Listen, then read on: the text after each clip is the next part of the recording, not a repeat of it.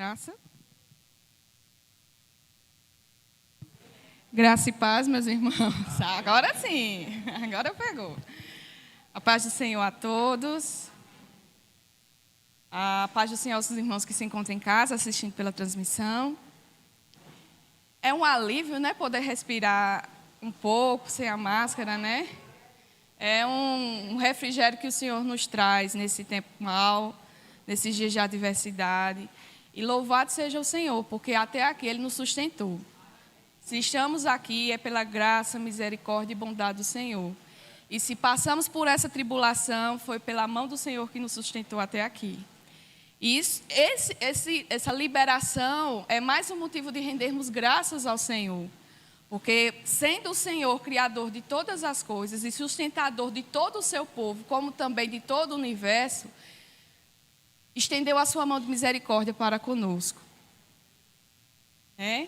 E estamos passando por essa situação, e é um momento de louvor e gratidão ao Senhor por esta rica oportunidade que Ele nos concede. Então, até esse suspiro, essa respiração aliviada, sem nada nos tapar, é motivo de louvor e gratidão ao nosso Deus.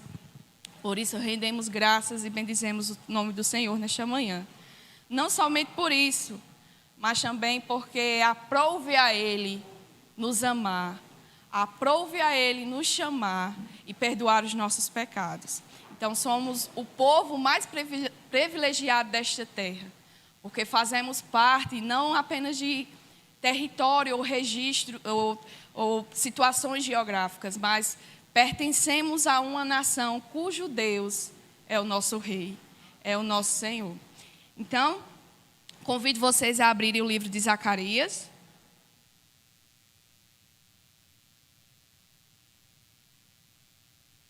Zacarias, capítulo de número 5.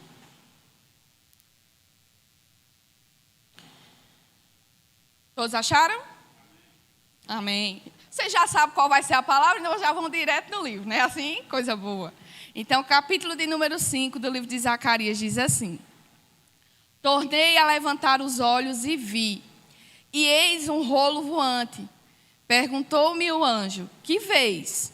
Eu respondi: vejo um rolo voante, que tem 20 côvados de comprimento e 10 de largura. Então me disse: eis a maldição, esta é a maldição que sai pela face de toda a terra, porque qualquer que furtar será expulso segundo a maldição, e qualquer que jurar falsamente será expulso também segundo a mesma. Falarei sair, diz o Senhor dos Exércitos, e a farei entrar na casa do ladrão e na casa do que jurar falsamente pelo meu nome. Nela pernoitará e consumirá a sua madeira e as suas pedras. Amém.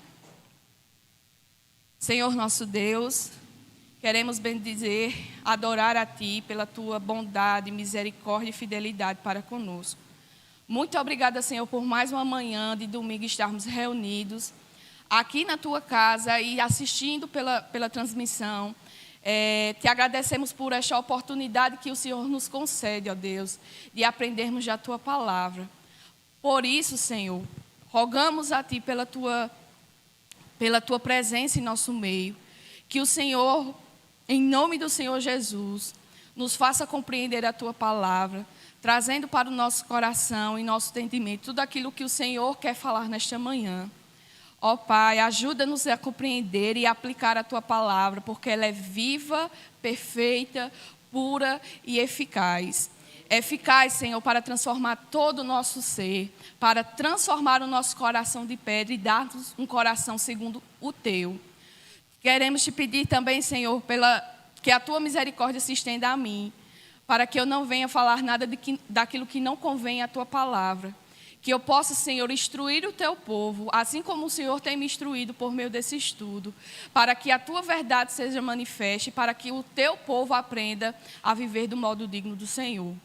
Pai, rogamos a Ti pela Tua misericórdia sobre nós. Não se aparta, Senhor, do nosso meio. Em nome do Senhor Jesus. Amém. Amados, semana passada nós concluímos a 5ª visão, certo? Ela é referente é uma continuação da quarta visão, que se conta no capítulo 3 e no capítulo 4. Ambas elas são complementares. Na quarta visão, o foco do Senhor é voltado para a redenção que há para com o sumo sacerdote Josué. E na quinta visão, como vimos semana passada, ela é voltada para encorajar, para dar esperança, para animar o governador Zorobabel. Então, a quarta e a quinta visão, elas são complementares, tá certo? Elas tratam de encorajar, de incentivar e dar testemunho do ofício ao qual tanto o sumo sacerdote Josué como ao governador Zorobabel tinham da parte do Senhor. Aprendemos que a obra do Senhor, ela precisa ser revestida quando nós somos levantados para cumprir e obedecer ao chamado do Senhor para o avanço do seu reino. Nós precisamos ser revestidos do seu Espírito. Por quê? Porque a palavra de Deus é ela que vai nos dar condições para que nós cumpramos o nosso chamado, o nosso ministério. Aí o versículo 6 do capítulo 4 é o que seria o versículo-chave de toda essa passagem, de todas essas visões.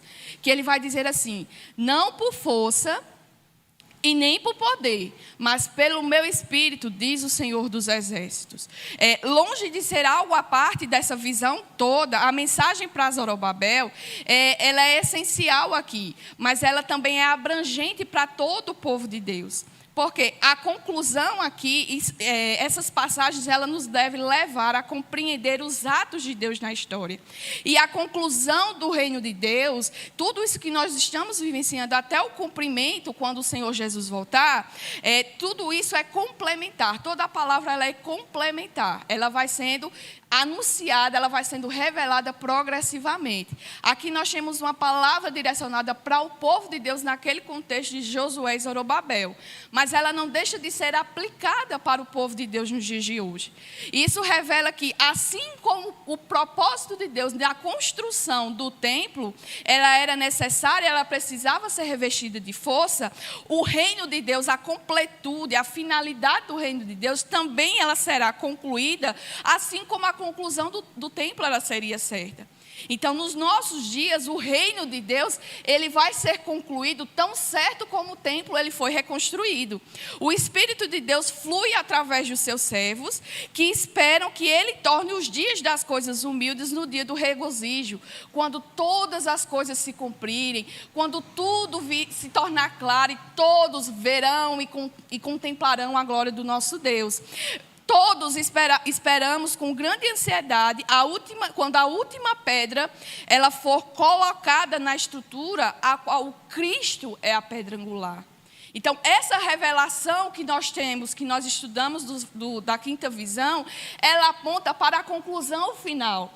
Quando a última pedra viva, quando aquela última pessoa for acrescentada ao reino de Deus, aí sim dará cabo a todas as promessas do Senhor.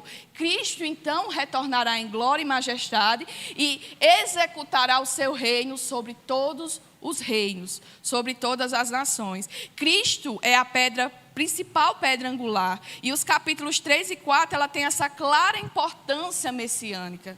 Por mais que não seja tão direta aos nossos olhos, mas quando a gente estuda, a gente vê uma revelação messiânica indireta aqui, nessa anunciação dessas visões. Porque mesmo falando em primeiro lugar de uma reconstrução de um templo, que aconteceu lá em Jerusalém no ano de 520 a.C., a rocha, que é descrita no capítulo 3, versículo 9, a pedra principal, o renovo, o templo, tudo aponta para Cristo. Tudo ela tem um significado, tudo ela tem uma revelação imediata. Aí, dando sequência a esse grupo de visões que Zacarias teve, nós entramos agora na sexta visão, que foi justamente a que nós lemos agora. Essa visão é curta, aparentemente simples, e ela tem uma continuidade na sétima visão, certo? Ela tem essa primeira apresentação, nós temos essa sexta visão aqui descrita, e ela tem uma continuidade quando vemos a sétima visão, e também ela conclui esse bloco quando nós temos a revelação da oitava visão. Então, elas são complementares, elas são ligadas por um verbo, que aqui se destaca nessas 3 últimas visões, na verdade, que é o verbo sair. Tá? Aqui, nesses versículos que nós lemos, nós vimos um rolo que sai. Na sétima visão, nós temos uma efa que sai. E na oitava visão, nós temos carros que saem. Então, elas são ligadas, uma vai complementar o sentido da outra, e tudo isso ela é unido e amarrado com a necessidade do pecado, da transformação, que precisa haver no homem sobre a questão do pecado. Então, tornei a levantar os olhos e vi, eis um rolo voante. Essa fórmula inicial aqui, tornei a levantar os olhos e vi, é a mesma sequencialmente que nós vemos desde a primeira visão. Significa que ele não está de uma forma aleatória, ou que o profeta aqui ele está num transe, ou que ele está envolto em seus próprios pensamentos. A ideia aqui é uma ideia de continuidade. Ele está numa visão, aí ele ele está com os olhos fixos numa visão, aí o anjo chama a sua atenção, ou ele mesmo é despertado para isso. Então, ele está numa visão, levanta os olhos e já tem uma outra visão, já é revelado outra coisa ao profeta. E assim tem essa continuidade. Essa introdução nessa sexta visão, na verdade, é só para dar a sequência de que foram fatos que foram acontecendo gradativamente. Como as revelações, essas visões aconteceram numa única noite, então esse texto, essa iniciativa na visão, em todas essas visões, dá a ideia de continuidade. Ele estava numa visão, aí levanta os olhos, Deus revela outra coisa a ele. E aí ele olha novamente e Deus revela outra coisa. Ou o anjo chama, o desperta, e ele olha e vê outra coisa. Tá certo? Então, é uma fórmula inicial que é idêntica tanto à segunda como à terceira visão. O profeta agora, ele não está mais num cenário específico. A quarta e a quinta visão... A quarta, ele estava num juízo, num tribunal. Na quinta visão, ele já está no templo. Tá certo? Ele está lá no templo. E agora, ele foca totalmente em um cenário específico. Ele simplesmente levanta os olhos e ele vê. Ele vê o quê? Continua na cidade, ele continua no meio do povo e ele agora vê. Só que ele vê o quê? Ele vê um rolo. E o que seria esse rolo? O rolo, esse rolo que é descrito aqui, era bastante conhecido dentre o povo. Culturalmente, era ou uma pele de animal, ou era papel mesmo, que era enrolado, e servia para testemunhar, para guardar a lei, ou servia para ser escrito algo relacionado tanto à questão jurídica como à questão religiosa. Então, antigamente, os documentos, os ofícios, eles eram assim retratados, como rolos, ou escritos em pele de animal, ou em próprio papel que era produzido, tá certo? Então, esse rolo se apresenta de uma forma diferente da qual eles estão acostumados a ver. Esse rolo, ele está voando. O rolo, como eu disse, era um documento que era enrolado e era guardado. Ou em caixas, ou em vasos, ou era depositado em um estante, porque servia como um documento, como um material escrito, registrado.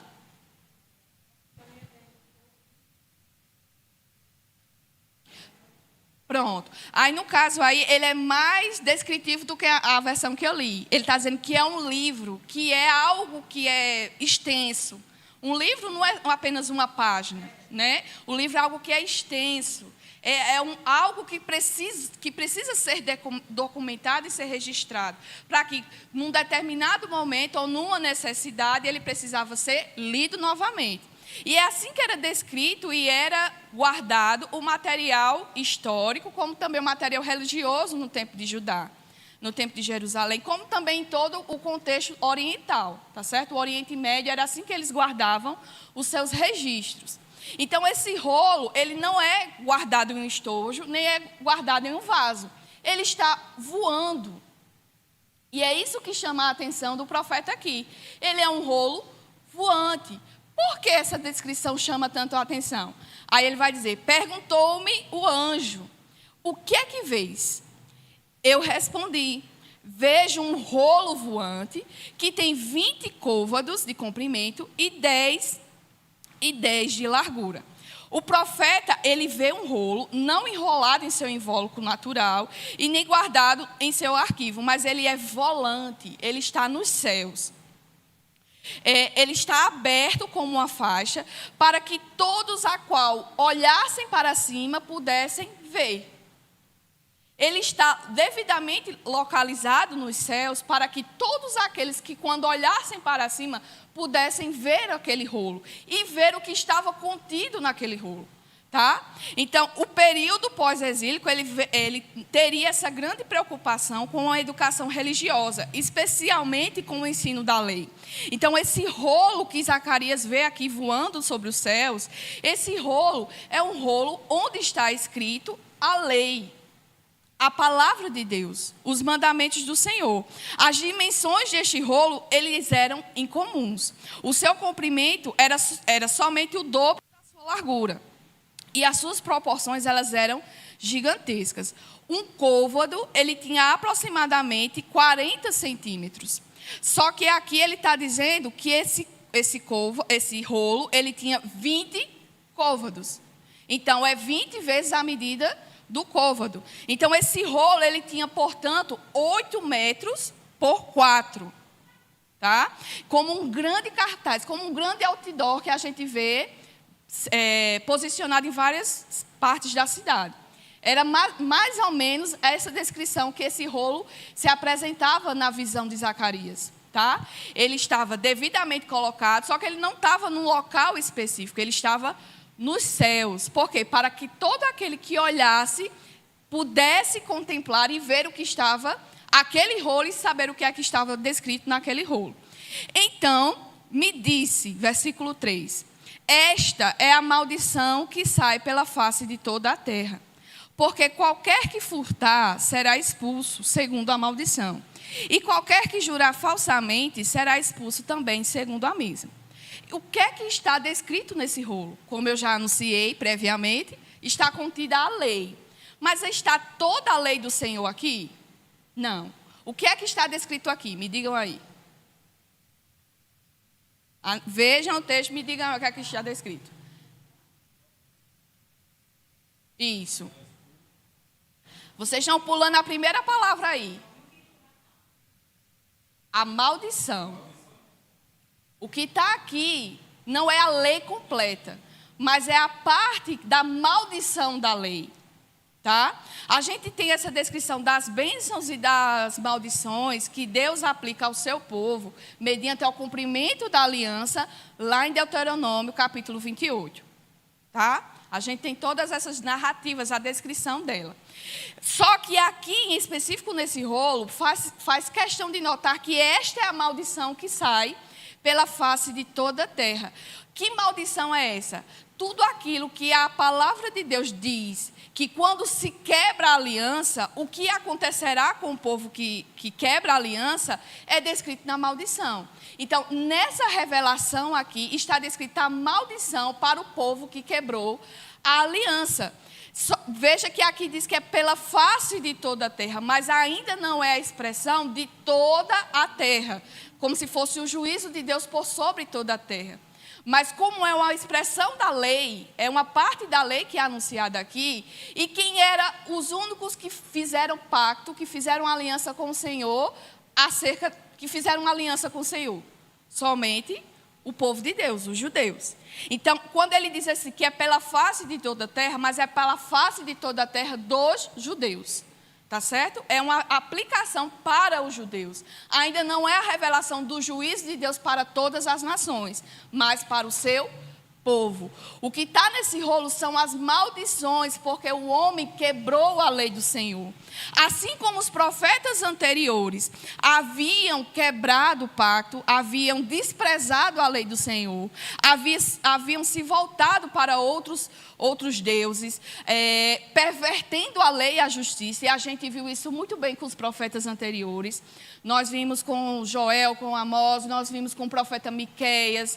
E nós vimos a consequência da quebra da aliança, que foi justamente o cativeiro babilônico, a qual Deus levantou para que punisse o seu povo por causa da quebra da aliança.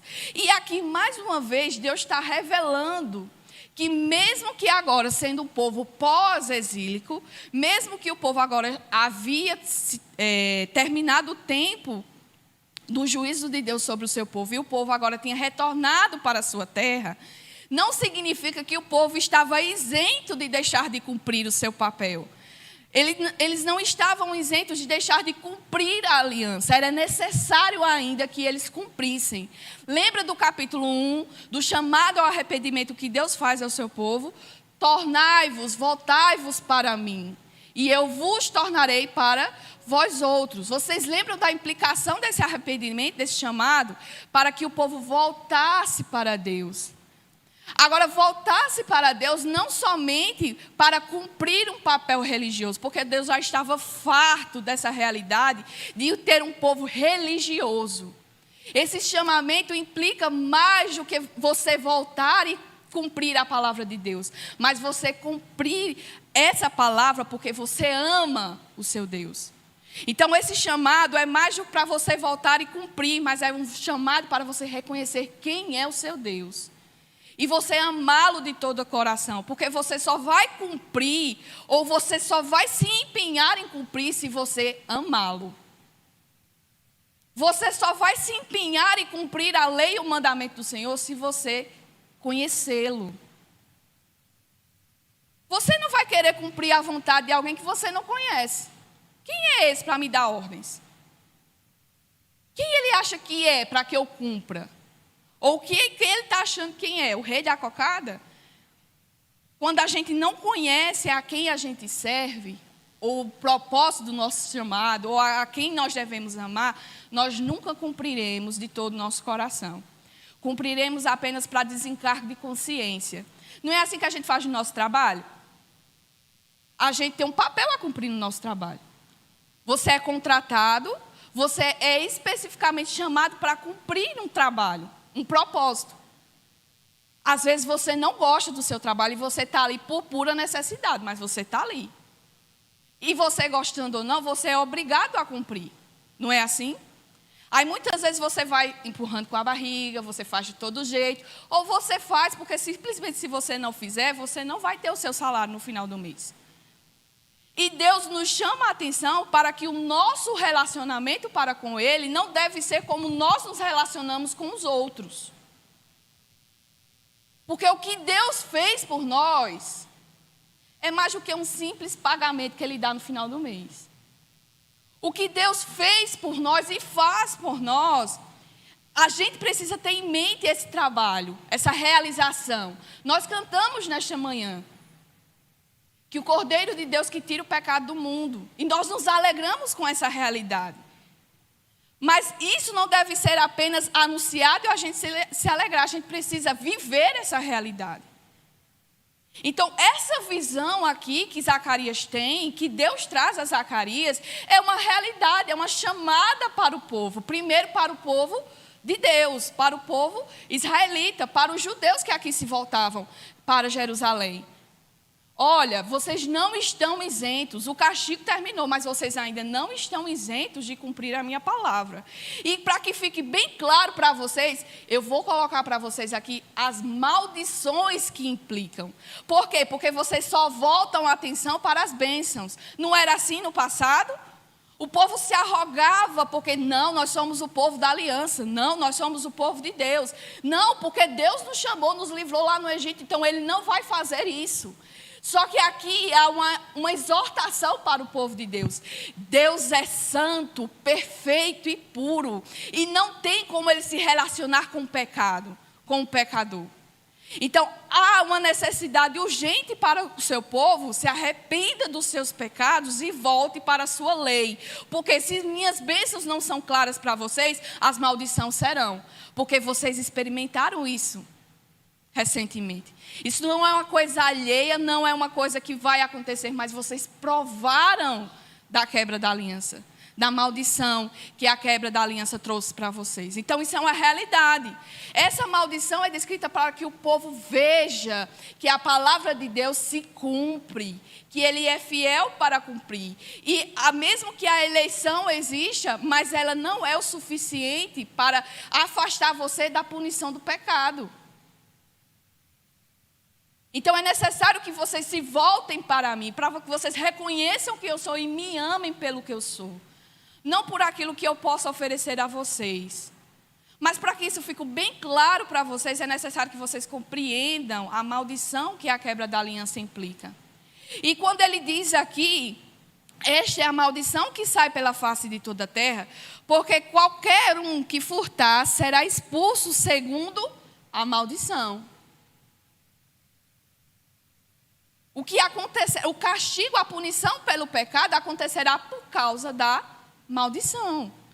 E qualquer um que jurar falsamente, ele também será expulso pela mesma maldição. Porque foi um pacto, uma aliança que foi feita. Então ela tem implicações, e quando ela é quebrada, ela mesma exigirá a sua retratação. Tá?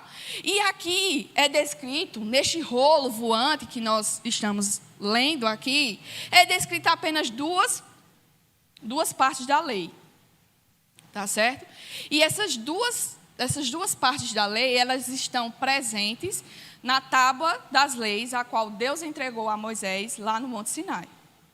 Tá? São 2 mandamentos que são descritos aqui. Alguém pode me identificar? Furtar e jurar falsamente. Né? Só para que a gente entenda, vamos lá para Êxodo, capítulo 20.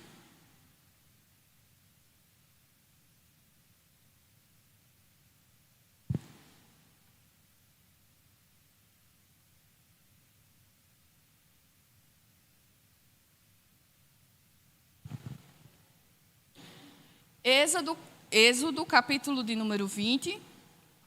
Nós temos descrito os 10 mandamentos. O que está contido nas tábuas da lei que Deus entregou a Moisés lá no Monte Sinai. No momento em que o povo faz aliança com o Senhor, Deus entrega essas tábuas contendo os 10 mandamentos. Tá? Versículo de número 15 tem assim: não furtarás. Né? É bem claro isso. Não furtarás. E o versículo de número 7 do capítulo 20 diz assim: não tomarás o nome do Senhor teu Deus em vão, porque o Senhor não terá por inocente o que tomar o seu nome em vão. Então, a visão do rolo descreve essas 2 leis que estão descritas lá nas tábuas da lei e que era conhecido por todo o povo. Se o povo não conhecesse toda a lei, pelo menos o resumo dela eles deveriam conhecer, que são os 10 mandamentos. Toda a lei a qual Deus aplica nos livros posteriores, depois de Êxodo, Levítico, Números, e até a repetição dele no livro de Deuteronômio, toda essa lei que ela é aplicada, ela é uma extensão desses 10 mandamentos, dessas 10 leis que são escritas nas tábuas. Tá? E essas que nós temos aqui é justamente uma repetição da lei que está lá nas tábuas dos 10 mandamentos. Todo que furtar será expulso segundo a maldição. E todo aquele que jurar falsamente será também expulso segundo a mesma. Veja que dentro do contexto que nós estudamos, o contexto histórico do povo, o povo havia voltado para Jerusalém e estava desanimado por causa dos obstáculos que tinha tanto o interno como o externo, que impediu que o povo crescesse e que o povo restaurasse a cidade, como também reconstruísse o templo do Senhor.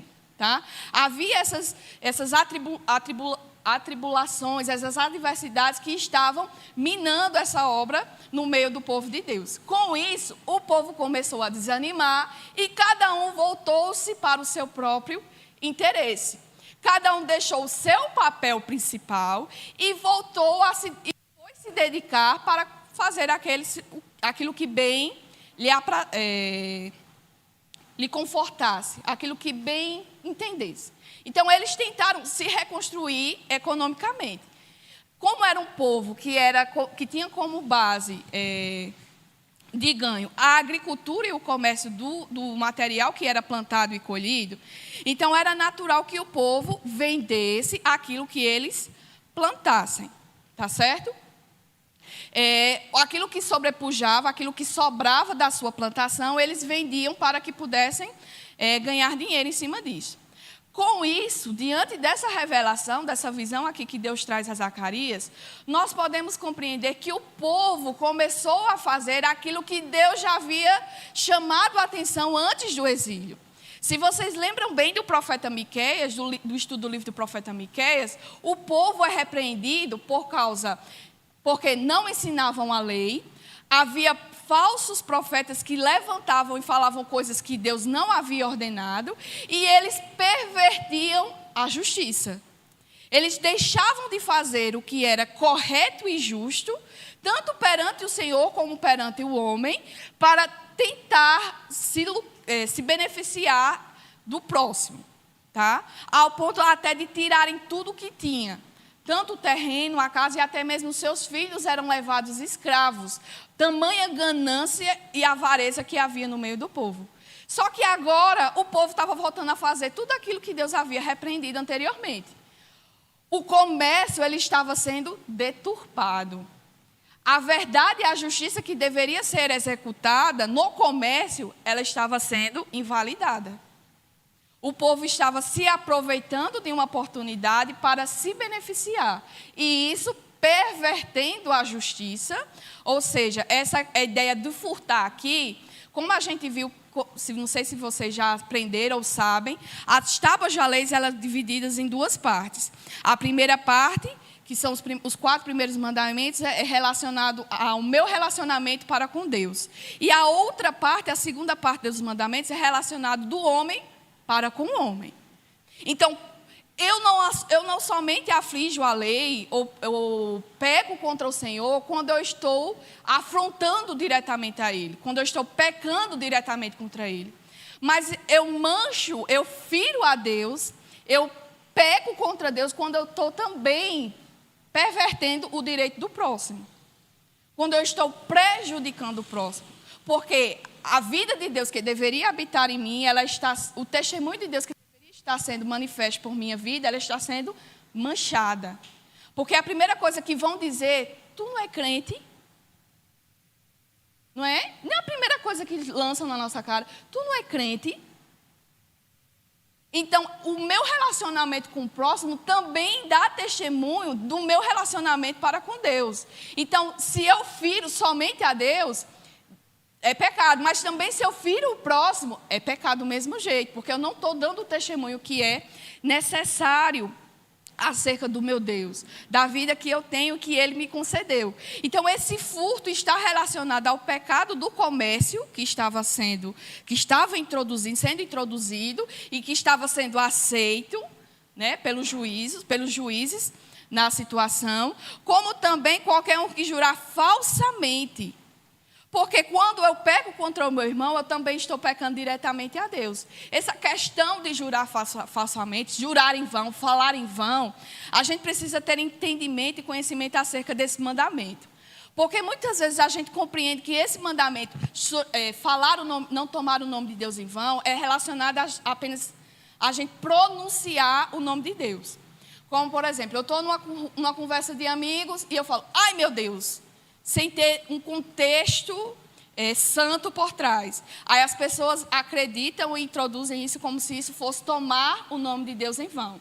Não deixa de ser uma realidade, mas ela não é o seu sentido completo. O mandamento não tomar o nome de Deus em vão está relacionado a tudo aquilo que eu sou. Porque na palavra de Deus, e Deus nos ensina que o homem é um ser completo, né? Então, tomar o nome de Deus em vão não significa apenas quando eu falo, mas também com aquilo que a minha mão pratica, com aquilo que os meus olhos veem. Se aquilo não for santo, justo e reto perante o Senhor, eu estou tomando o nome de Deus em vão. Por quê? Porque eu sou coluna e baluarte do Senhor aqui nesta terra. Deus me chamou para ser luz e sal nesta terra, não é assim? Ele me chamou para ser representante dele nesta terra. Então, não é somente quando a minha boca fala coisa que não convém que eu estou tomando o nome de Deus em vão. É quando os meus olhos veem coisas que não convêm, eu estou tomando o nome do meu Deus em vão. Quando os meus ouvidos estão participando de conversas que não condizem com a verdade e que não trazem glória para o meu Deus, eu estou tomando o nome do meu Deus em vão. Quando as minhas mãos são hábeis para fazer o que é mal, mesmo que isso seja oculto, que não esteja ninguém ao meu lado vendo, isso é tomar o nome de Deus em vão. E veja que o que lá no mandamento diz: aquele que Deus não terá por inocente aquele que toma o seu santo nome em vão.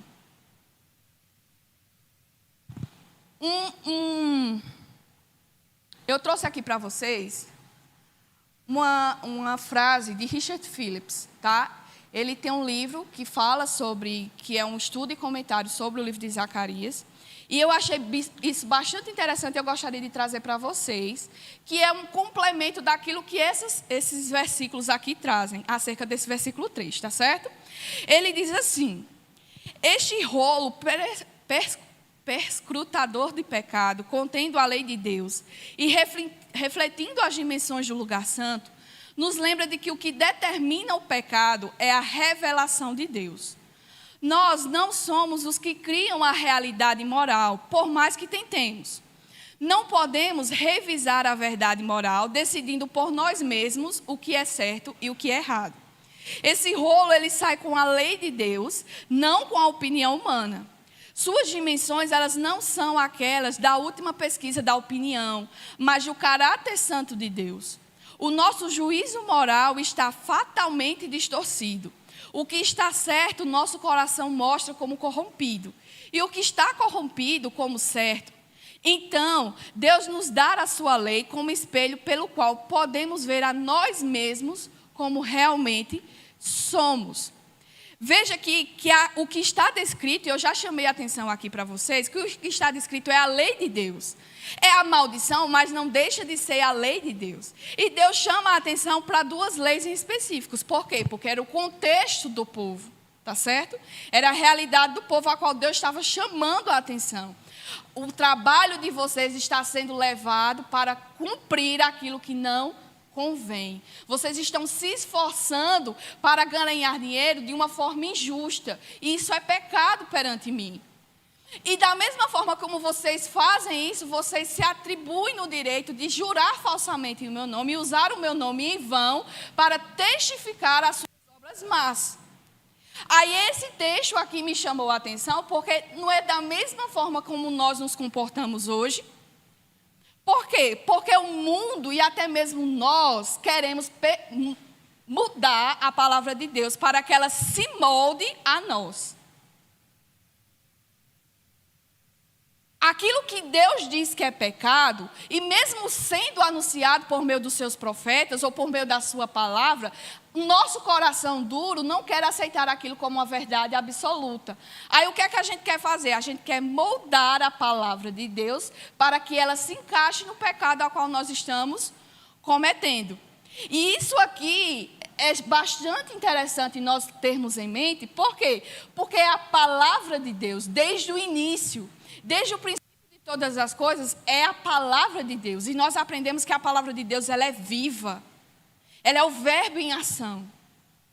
É a palavra de Deus manifesta e ela tem vida, ela tem poder. Poder para transformar, poder para restaurar, poder para perdoar pecados, poder para transformar o seu coração duro e ávido para o pecado. Ela tem essa capacidade, porque ela é o próprio poder, ela é a própria expressão da ação de Deus. E nós, quando tentamos reverter isso, nós estamos anulando diretamente Deus. Porque eu estou querendo dizer que a palavra de Deus ela não serve para mim. Olha a nossa arrogância. Quando a palavra de Deus diz que é aquilo que é o certo, aí a gente tenta em nosso coração mudar. Não, mas não é certo. Porque Deus é amor, não é a justificativa? Hoje em dia, essa frase tem sido justificativa para muita coisa. Deus é amor. Mas não esqueça, Deus é amor e nós provamos disso. Louvado seja o nome do Senhor. Mas da mesma forma que Deus é amor, Deus é fogo consumidor. Deus é justiça. Deus é santo. E não há comunhão, meus irmãos. Não há comunhão entre santidade e pecado. Não há. Então, no nosso coração, ou a gente se submete, ou a gente não se submete. Não tem esse negócio, eu vou moldar, eu vou interpretar de outra forma. Não, a palavra de Deus é clara. Aquele que tem o Espírito, ouça. Ela é clara. E não é ela que tem que se submeter a mim. Sou eu que tenho que me submeter a ela. Eu que tenho que me moldar a ela. Aí o que é que a gente aprende, o que é que a gente escuta, porque a gente está muito envolvido com o mundo, a realidade é essa. Aí muita coisa que o povo fala lá fora a gente quer trazer para dentro da igreja, que a gente quer trazer para a nossa vida, quando Deus muitas vezes reprova. Reprova. Começa pela lei. Começa a conhecer dos mandamentos do Senhor. Para que você foi salvo? Por que você foi levantado no meio de tanto povo, de tanta gente? Mas você precisa se submeter à palavra de Deus. Um outro texto que eu achei bastante interessante e que eu trouxe para vocês aqui, para a gente aprender, é de A.W. Pink. Tá? Ele diz assim: quão misterioso é este fato, nada se pode esconder de Deus. Apesar de ele ser invisível a nós, nós não somos para ele.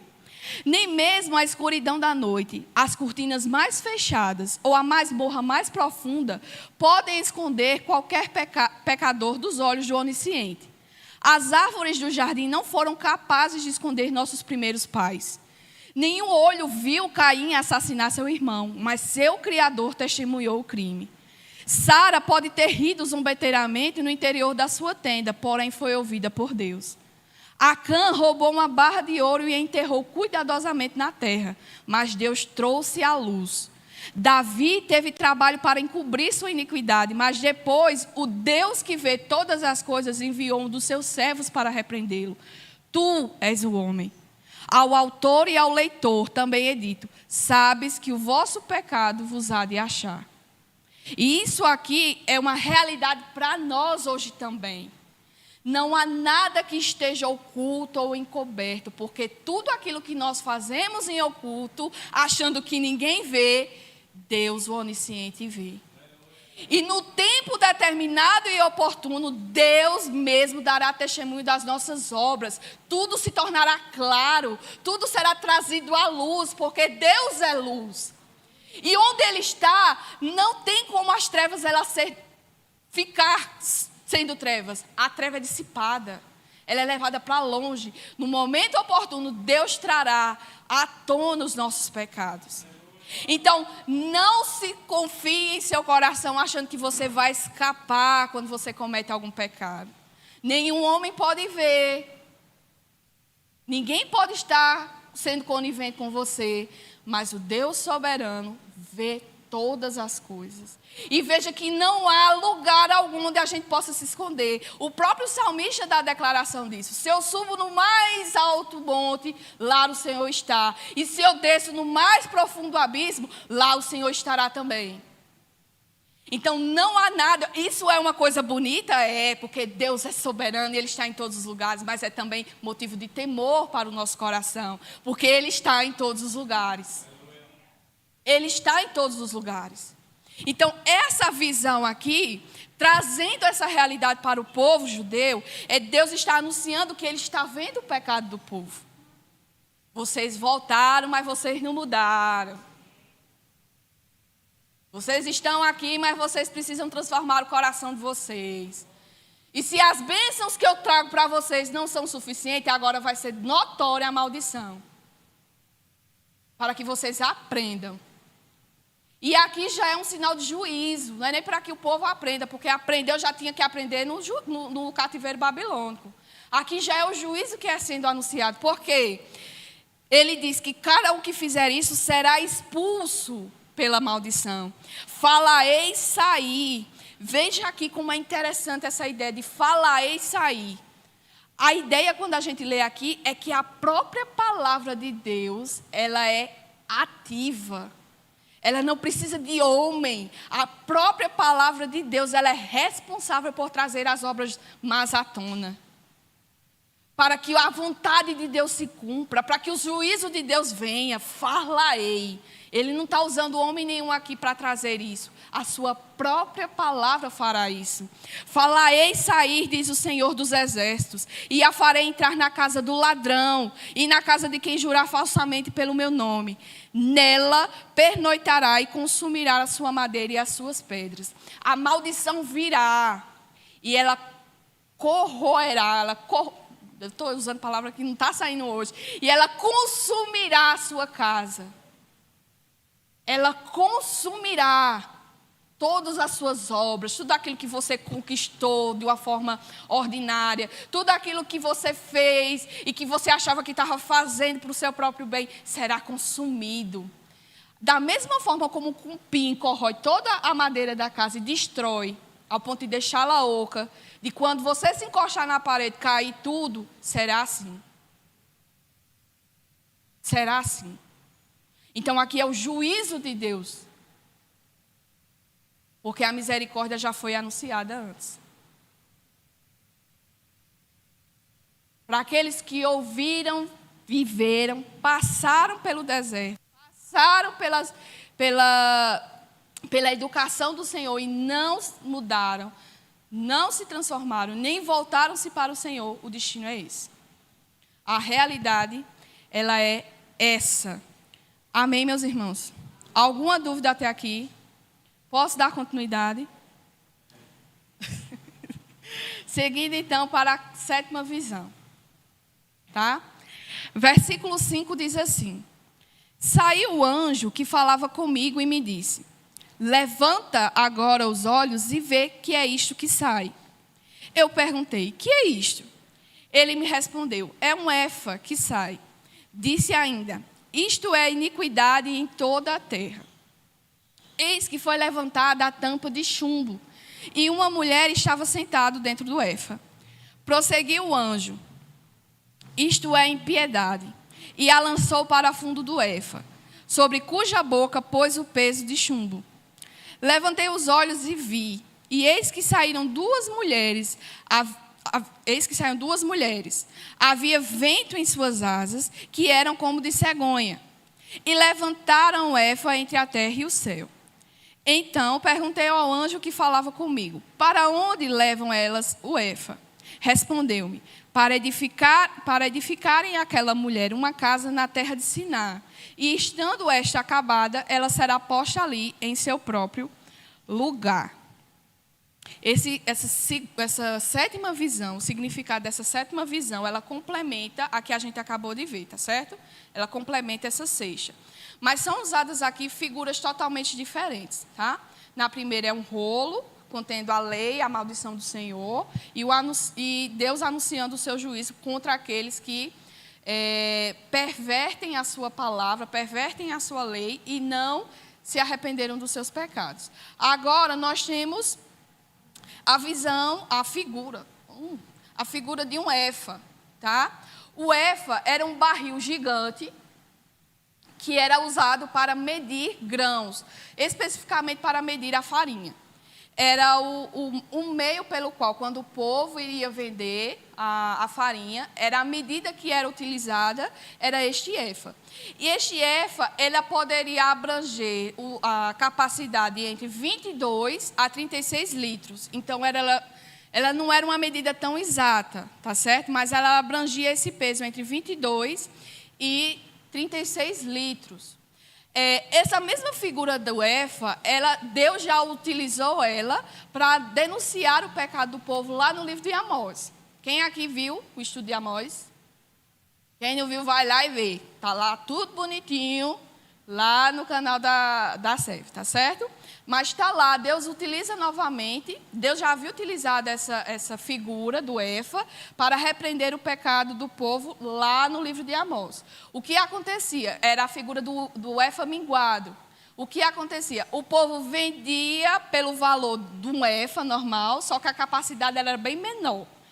Então, em vez de vender aquilo que eles estavam comprando, pelo preço que eles estavam comprando, pagando mais caro por uma quantidade bem pequena, inferior a entre esses 22 e 36 litros.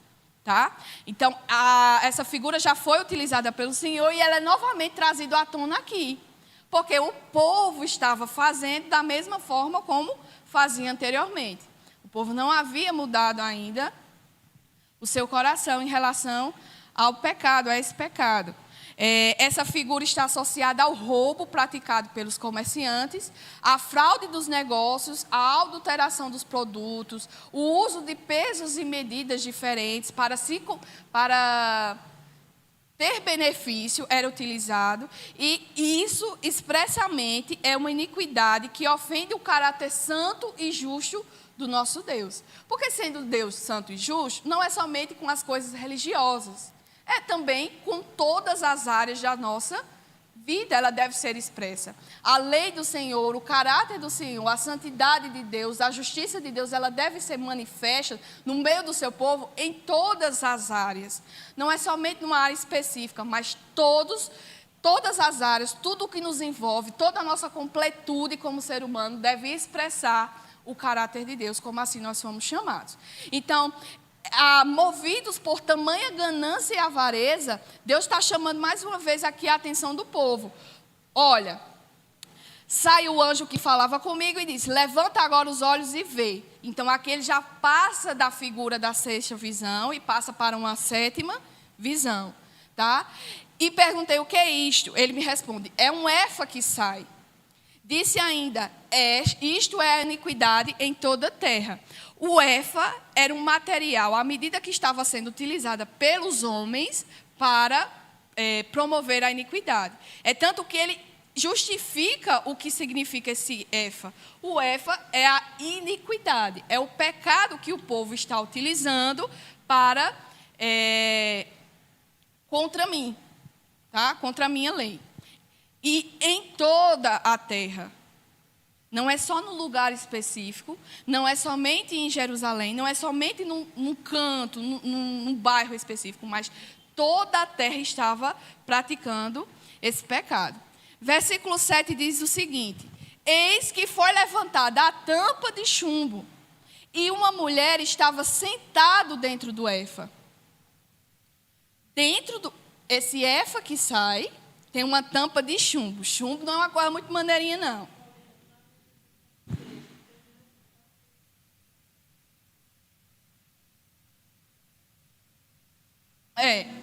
Esse F é um sexto. Exatamente. Mas a ideia dessa mulher aqui, aí a gente vai ver agora no versículo 8, tá certo? O mesmo sentido aqui, o sentido desse efa, tendo uma mulher dentro, tem a mesma relação com o rolo voante, tá certo? É uma visão aumentada do que ele seria de verdade. O rolo era aquele que a gente guardava nos potes. O rolo que a gente viu não, que Zacarias viu na visão, era enorme. E estava no céu, a ponto de que quem passasse pudesse ver. Aqui o efa, ele tem essa medida e é um cesto utilizado para tal capacidade, para tal utilização. Só que como tem uma mulher dentro, dá-se a ideia de que é um efa maior do que o habitual, tá certo? É a ideia de uma coisa grande. E foi levantada a tampa de chumbo e uma mulher estava sentada dentro do efa. Prosseguiu o anjo: isto é a impiedade. Então, o que representa essa mulher? A impiedade. Ela é um mal descrito na ação desse efa. Tá certo? Ou seja, ela está oculta. Ela está escondida lá. Então, quando o homem perverte o que é certo, usa de medidas falsas e vãs para se promover, para ter algum benefício, algum lucro, escondido dessas ações está a maldade, a impiedade. Tá certo? Prosseguiu isto é a impiedade. E a lançou para fundo do Éfa, sobre cuja boca pôs o peso de chumbo. Aqui, a nossa leitura, assim, quando a gente lê a primeira vez, é um pouco difícil de interpretar. A gente só vai ter o conhecimento geral dessa passagem quando a gente vai para o termo original, no grego. No grego, não, lá vai, já estou no Novo Testamento. No hebraico, quando a gente entende os verbos da sua língua original, no hebraico. E os verbos que é utilizado aqui nesse versículo 8, eles dão a entender de uma luta. Tá certo? Aqui só está dizendo o que aconteceu, mas houve uma luta entre o anjo e a mulher, porque ela queria sair do Éfa, e o anjo não deixou, porque ele vai dizer assim, e a lançou para o fundo do Éfa, sobre cuja boca pôs o peso do chumbo. Se ele lançou, é porque ela tentou sair. Então, o verbo no original, no texto, no hebraico, ele tem esse sentido de que houve uma luta e o anjo foi que conseguiu contê-la e lançou novamente no fundo do Éfa. Na primeira parte, ela está escondida. Quando é tirada a tampa de chumbo, ela tenta sair. O anjo coloca ela novamente lá dentro e sela novamente com a tampa de chumbo. Tá? Então, ela não consegue sair. Só para trazer um destaque assim, bem interessante, para que não haja uma má interpretação desse texto. Tá? Porque eu não sei se vocês têm o hábito de ver, assistir muitas coisas que são dispostas para nós. Eu gostaria de chamar a atenção para uma coisa aqui. Existe na internet muita coisa. Né? Muitas vezes a gente quer estar estudando uma parte da Bíblia, a gente não entende, a gente vai para onde? Para o Dr. Google. Né? Dr. Google ou Dr. YouTube. São os mais renomados nessa área de hoje em dia. Então, quando a gente quer entender alguma coisa, quando não tem alguém que nos ensine, a gente vai lá, bonitinho, e acha. É importante ressaltar, existe muita coisa boa na internet. Né? Existe muita coisa boa na internet. Porém, existe muita coisa que não se aproveita nada. E é isso que a gente tem cuidado. Porque se a gente não tem cuidado nisso, a gente cai em interpretações, em contextos totalmente errados e que não convém com a palavra do Senhor. Tá certo? Eu já ouvi muitos que se dizem teólogos, e até mesmo cristãos, né, dentro da comunidade evangélica, que utilizam esse texto para defender de que a mulher, né, o mal de todo mundo é a mulher.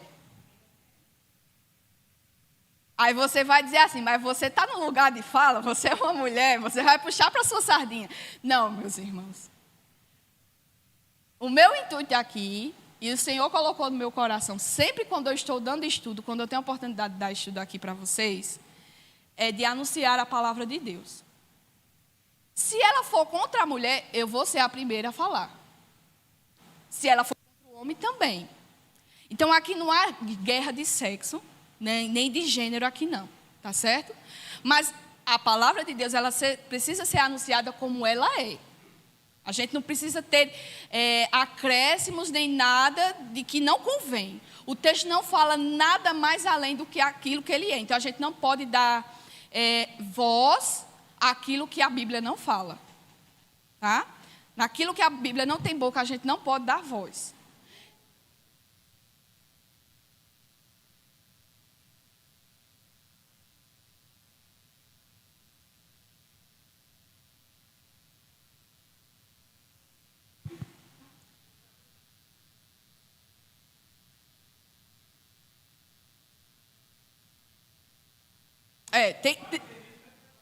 Isso.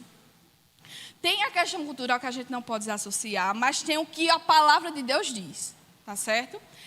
No hebraico, a palavra impiedade, ela é feminina. Então, quando ele traz essa caracterização, porque a gente precisa entender também que aqui o pecado ele é personificado. o pecado não é algo abstrato, ou tipo, algo que é da minha compreensão, ou algo, não é algo que está alheio, distante. Mas a palavra de Deus está nos mostrando que o pecado, ele tem personificação. Ele se apresenta, é algo real, ele tem rosto, né, porque é a figura de uma mulher, e ele tem uma personificação, ele tem uma personalidade. Tá? Isso aqui não está dizendo que a mulher é má, mas o verbo impiedade, no hebraico, ele é um verbo feminino. Então, assim como no português, coisa, a gente diz o coisa. Não, a gente diz a coisa. Por quê? É uma palavra do gênero feminino.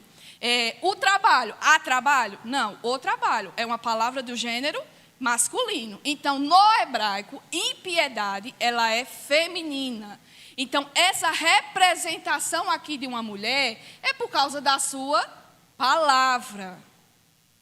A personificação da palavra. Impiedade é feminina, então ela é representada aqui como uma mulher.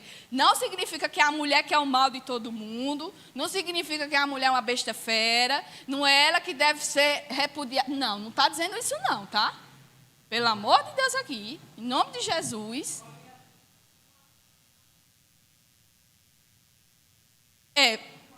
Mas isso é porque a gente está no português. Isso. A impiedade. Mas isso a gente porque casou, né? Mas porque no original, aí a gente tem que ir para o original. No hebraico, a palavra, o substantivo, impiedade, ela é feminina. Então, como ela tem uma personificação, como ela é uma coisa real, essa ideia de personificar, de dar uma aparência à impiedade, ao pecado, é para mostrar que ele é real. Não é uma coisa que é imaginada, que é fruto da mente do profeta, ou que é fruto da mente daqueles que são religiosos, daqueles que são lidruiados pelo que o pastor fala. Não, isso é uma coisa real. Tá? Por isso que ele tem uma personificação e ela está apresentada na figura de uma mulher. Tá? A figura da mulher, por causa do hebraico, da literatura hebraica, é uma palavra feminina. Então, ela vai se apresentar como uma mulher. Não tem como ser uma palavra feminina e se apresentar como na figura de um homem. Tá bom? Então, esse sentido aqui, a mulher, é por causa da palavra no hebraico, que ela é uma palavra do gênero feminino. Então,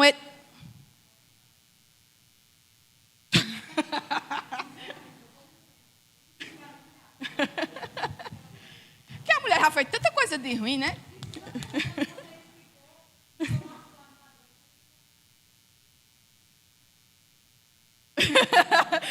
Tanta besta que é anunciada, né, nas visões, aí aparece logo a piedade, o pecado é logo como uma mulher. Tá difícil demais pra gente, tá? Tá? Então, lançou para o fundo do Éfa, sobre cuja boca pôs o peso de chumbo. Versículo 9. Levantei os olhos e vi, e eis que saíram duas mulheres. Agora já é uma segunda parte dessa visão. Na primeira parte é o Éfa e o que está dentro do Éfa. A mulher, que é a figura, a personificação do pecado. E ela está presa, tá? Dentro desse Éfa. Aí a segunda parte da visão, começa no versículo 9, aí diz assim: levantei os olhos e vi, e eis que saíram duas mulheres. Veja que até o próprio texto tenta mostrar que não é a mulher em si que é o mal e tudo mais, né? É só a personificação. Por quê? Duas mulheres saem, se levantam e vão para onde? Havia vento em suas asas, que eram como de cegonha, e levantaram o Éfa entre a terra e o céu. Então perguntei ao anjo que falava comigo: para onde levam elas o Éfa? Respondeu-me: para edificarem aquela mulher uma casa na terra de Siná, e estando esta acabada, ela será posta ali em seu próprio lugar. Então, nessa segunda parte da visão, nós temos a iniquidade e a impiedade, tanto o Éfa como a mulher, eles sendo retirados do meio do povo, tá? Do povo de Deus. Como isso acontece? Eis que saíram duas mulheres. Havia vento em suas asas, que eram como de cegonha. Mais uma vez, a compreensão desse versículo aqui só é possível mediante o texto no original, no hebraico. Porque há aqui um jogo de palavras com os verbos que são utilizados aqui. Vento, o vento aqui no original, no hebraico, é rua, que dentro da palavra de Deus é uma expressão utilizada para o vento do Espírito Santo. Tá? Esse rua no hebraico, ele é uma designificação dentro da palavra do Senhor que aponta para o Espírito. Tá? O vento do Espírito. O vento que parava sobre as águas na criação, que é o próprio Espírito. A palavra que está lá para Espírito é rua. Tá? Então, é uma personificação, uma descrição da ação do Espírito Santo de Deus. Então, havia vento em suas asas, que eram como de cegonha. Por que a figura da cegonha? As asas da cegonha, elas são bastante grandes, ou seja, dando a ideia de que ela tem a capacidade no seu transporte de carregar o peso, porque o éfa tinha uma mulher dentro e ainda tinha uma tampa de chumbo. Então, dá a ideia de que havia a força necessária para que as mulheres levassem, transportassem a impiedade e a iniquidade de um lugar para outro. E a cegonha é uma ave migratória. Tá? É natural dela esse papel de migrar de um canto para outro, mostrando assim a capacidade que essa ave, tanto pela a força das suas asas, como também por ser quem ela é, de transpor, no caso, de Jerusalém até para Siná, que era onde seria depositada esse éfa com essa mulher dentro. Tá? Então, essa figura da cegonha, ela tem esses pontos característicos. A força das suas asas, como também a sua própria... aquilo que ela realmente é, uma ave migratória. E dizem aqui mais que ela levantaram éfa entre a terra e o céu. Então, essas duas mulheres conseguiram levantar esse éfa entre a terra e o céu. Então, ela foi levada voando. Tá certo? Alguma dúvida até aqui? Tá dando para entender direitinho? Posso continuar?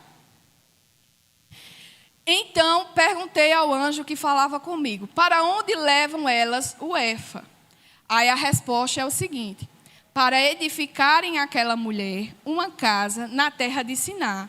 E estando esta acabada, ela será posta ali para o seu próprio lugar. A terra de Siná, ela é uma representação. Ela não é uma representação. Ela significa justamente o local onde a Babilônia havia sido construída. Era naquela região, a região de Siná. Ela aponta para a cidade, o local onde a Babilônia havia sido construída. Então, ela tem um significado. O Siná, geograficamente, era o local onde a Babilônia havia sido construída. Aqui, no contexto, ela já havia sido derrotada, porque quem estava agora no contexto histórico era os persas, tá? Então, era o local aonde a Babilônia havia sido construída, esse Siná. E ela tem um sentido. Desde os primórdios, essa região ela é considerada avessa aos caminhos de Deus. Lá em Gênesis 11, é a descrição da Torre de Babel. Tá? Ali naquela narrativa da Torre de Babel, há a representatividade de todo o povo. Porque antes da narrativa da Torre de Babel, há a narrativa do dilúvio. Tá? Aí tem o dilúvio que acontece, quem só entra na arca da aliança, é Noé e sua família, os seus filhos e suas esposas. Quando eles descem da arca, Deus faz uma aliança com Noé e sua família, e após a descida, depois dessa aliança que é feita, Deus pede para que eles se espalhem por toda a terra. Tá? É uma ordem direta de Deus para Noé e sua descendência, para que eles se espalhem por toda a terra. Porque havia acontecido o dilúvio e o mundo agora estava sem ninguém. Então, era papel deles repovoar todo mundo, toda a terra. Então, Deus dá essa ordem para que quando eles saíssem dali, eles devessem se espalhar. Só que a geração vai crescendo, e eles desobedecem à ordem primária de Deus.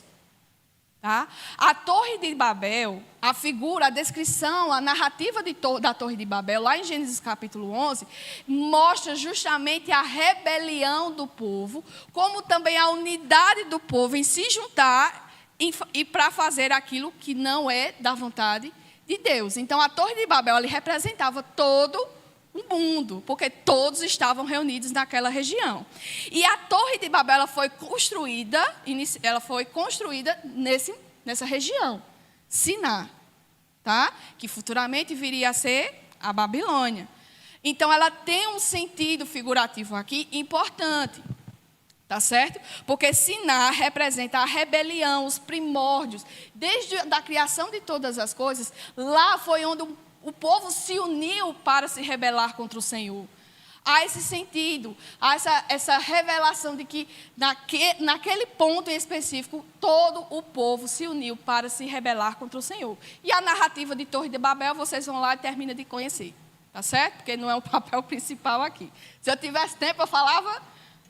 pode deixar que eu falava à vontade. Mas a gente ainda tem um bocado de capítulo para ver. E eu falo demais, vocês já perceberam isso, né? Senão a gente vai virar o ano e a gente em Zacarias ainda. Tá? Então, Siná, ela representa a Babilônia.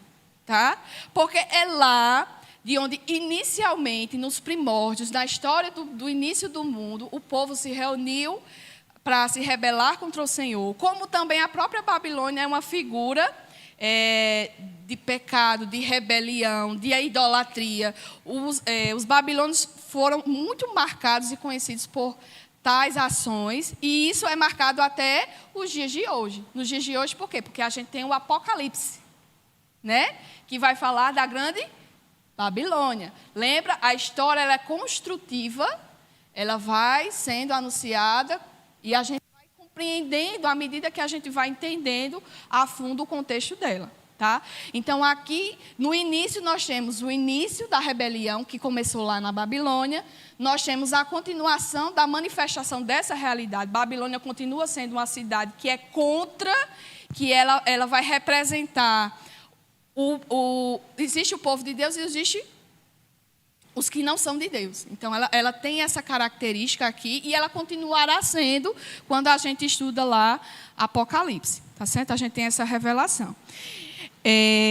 Então, as mulheres levam esta Efa, junto com a impiedade, para esta terra de Siná.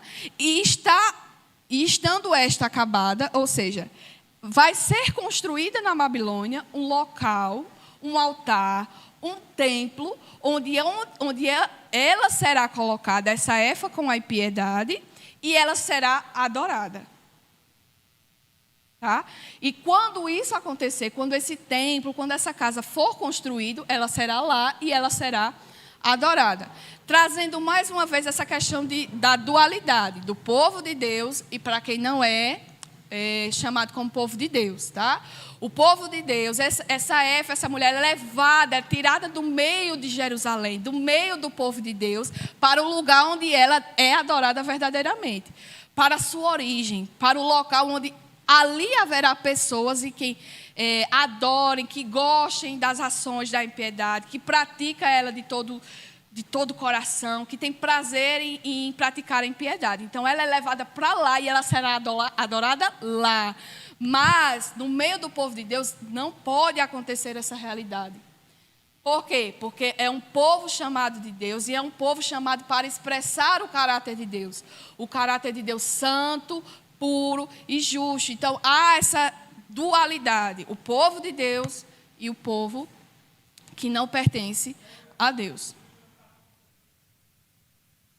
Mistos, casamento mistos. A gente também não pode anular a ideia de que eles vieram de lá, da Babilônia.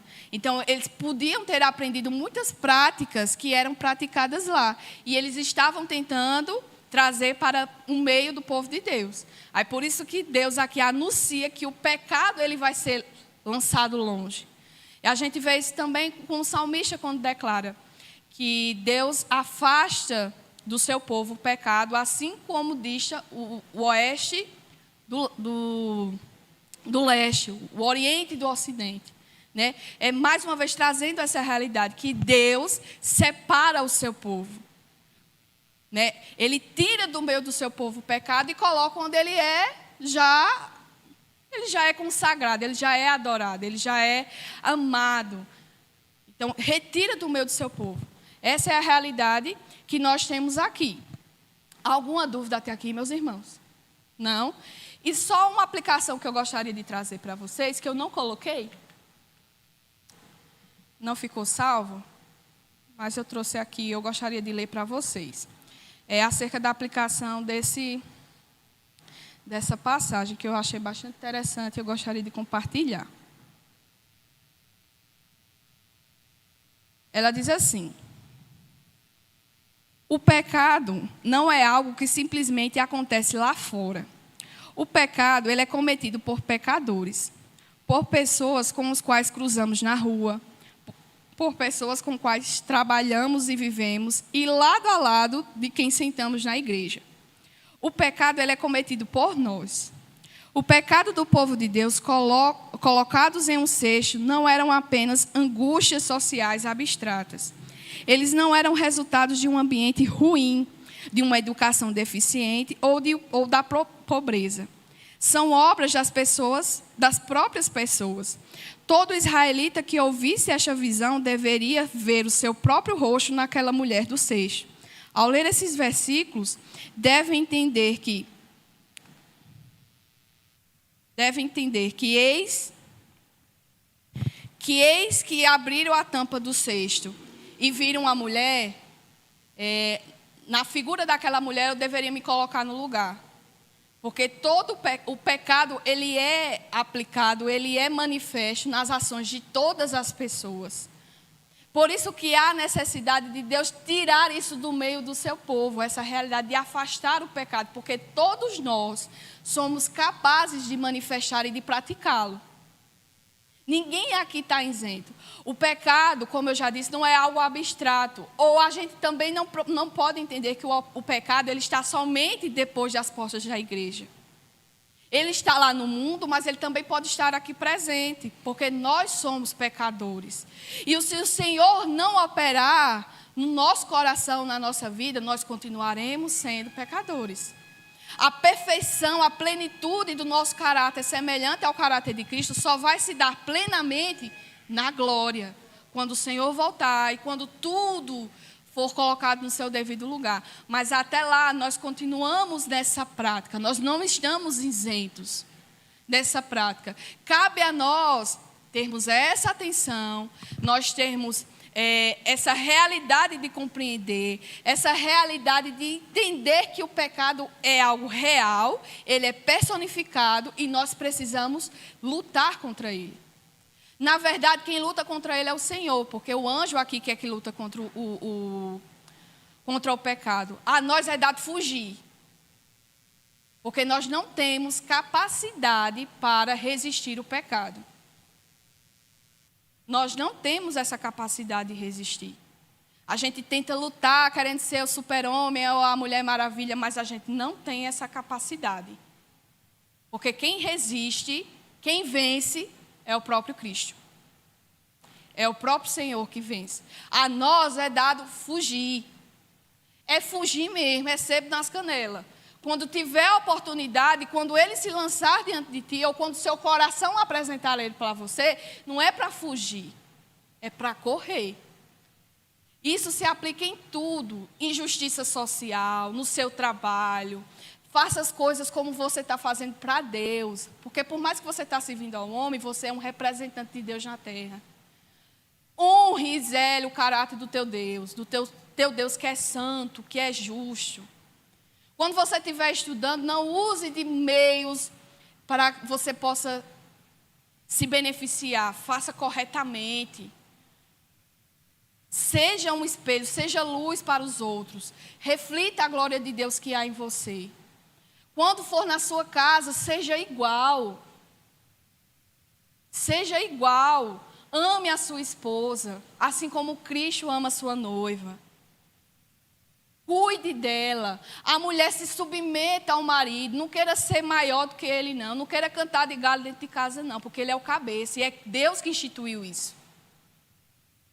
Aos filhos, honrem aos seus pais. Ah, mas meu pai é muito retrógrado. Ele não sabe de nada. Ele é do tempo das cavernas. Mas é do tempo das cavernas que você está aí hoje.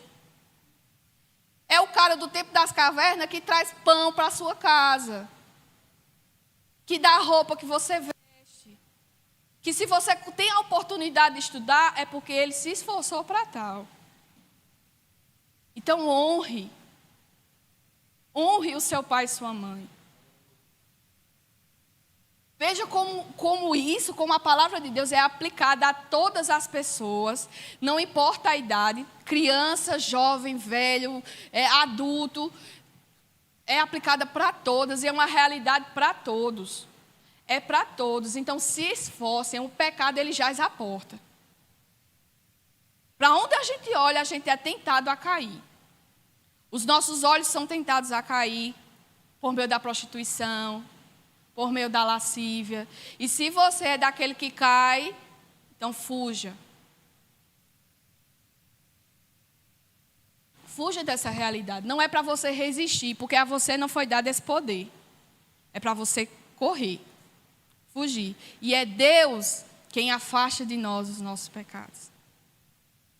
É Deus que tira isso do meio do seu povo e leva para bem longe, para o local onde ele é realmente adorado e venerado.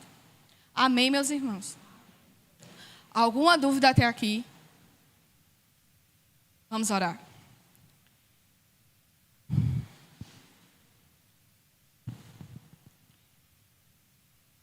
Perdão, Senhor. Perdão por nossas falhas, pelos nossos pecados. Perdão por tantas vezes deixarmos o orgulho subir ao nosso coração e à nossa mente, achando que nós somos alguma coisa, como que nós deveríamos fazer, que nós deveríamos ser, quando na verdade tudo vem de Ti, tudo provém de Ti e tudo é para Ti. Pai, ajuda-nos a viver do modo digno do Senhor. Que esta palavra, Senhor, seja uma exortação para o Teu povo nos dias de hoje, para que possamos, ó Pai, viver do modo digno do Senhor. Ó Pai, em nome do Senhor Jesus, tira do nosso meio todo coração exaltado, todo coração altivo, todo aquele orgulho, Senhor, que se levanta querendo nos mostrar algo que nós não somos, querendo trazer uma realidade que nós não temos, quando tudo nós temos somente no Senhor. Ajuda-nos, Senhor, a permanecer firmes nesse propósito.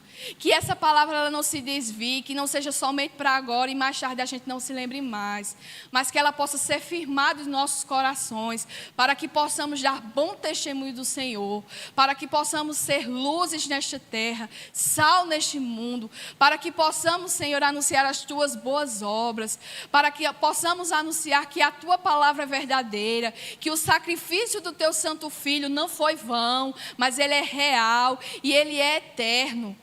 Ó Pai, ajuda-nos a viver como filhos dignos do Senhor, como povo santo, nação eleita, povo escolhido de Ti, ó Pai.